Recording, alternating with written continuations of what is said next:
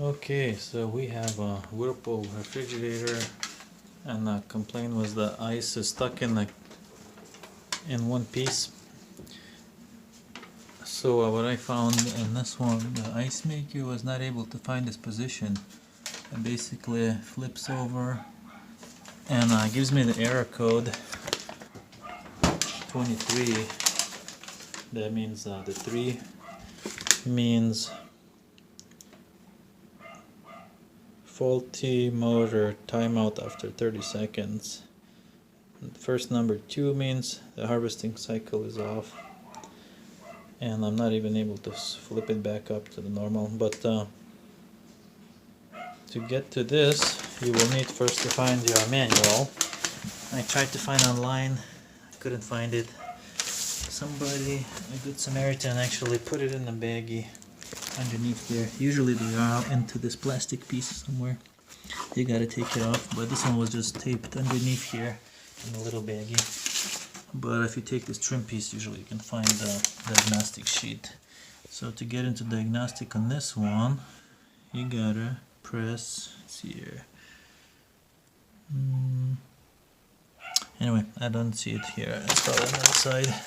But yeah, here we go. This is a switch diagram. So all these buttons mean from 1 to 6. From 1 to 6. 1, 2, 3, 4, 5, 6. So if you hold the first 1, 2 together. So now I got out of the diagnostics. But to get into diagnostics, do the same thing. You hold these 2 together. You get into it. So we are on the first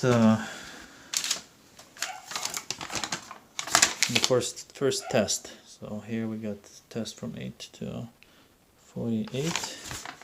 Here we got the test from 1 to 7. So you can test everything, each fan, light, switch. Pretty nice in-depth diagnostics. And we are testing icemaker. So icemaker harvesting test. So I suspected that the icemaker gets stuck upside down, and it fills up with water upside down, and water just sprays everywhere. And this really confirmed it. So I'm gonna do a test 44. So you gotta use these arrows up and down to get to the test. So I'm just gonna go backwards. So it'll be faster. Test 44. And switch 3 activates the test. What does the 2 mean? 2 means that the harvesting cycle is off. 1 means cycling is on. So I'm gonna hit. So harvesting cycle is on. So now the icemaker should flip over. But first of all, I gotta bypass these 2 switches. So what I usually do, you can leave the bin inside, but I like to see what my icemaker is doing. Or you can put a little bit of tape. Not every tape sticks really well, but this metal tape, aluminum tape that I use for the duct vents, sticks really good, even to wet surface, which they usually get wet when you open it. It's really cold, the moisture sticks, and I can't get the tape to stick. So I put a little bit of tape here, and yeah, as soon as I turn on the icemaker, it looks like it's trying to flip, and but it's not going back. Cannot find its position. 2 means that it's finished the cycle, and 3 means that it did not. The motor timed out. So we have a bad icemaker in this one. Sometimes after the harvesting cycle, they pour water directly into the icemaker. So make sure the cubes are not there. I put a little thing to catch water. But yeah, I hope this helps with your Whirlpool refrigerator if the ice cubes are getting stuck in one block. Quick tip, sometimes they could get stuck if this icemaker door does not close properly. If you see a little gap there, you get moisture, warm air in there, the ice will melt. to the point where sometimes it could even break the bin. It would get stuck in one block and you try to use the auger to get it out and it can crack the bin.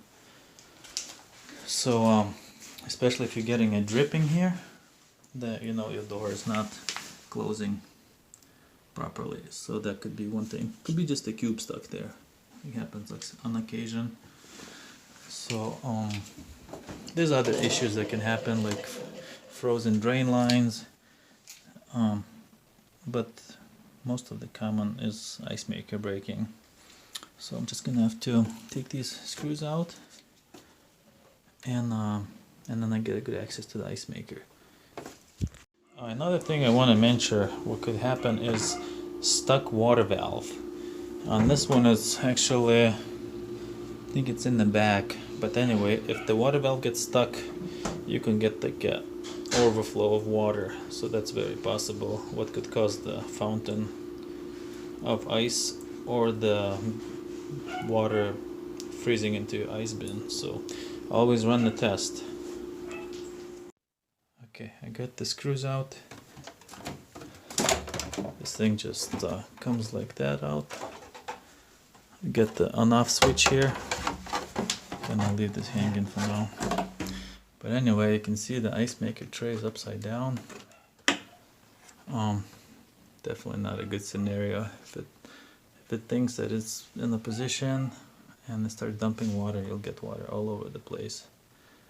To get this ice maker out, there's a couple screws here, a plug.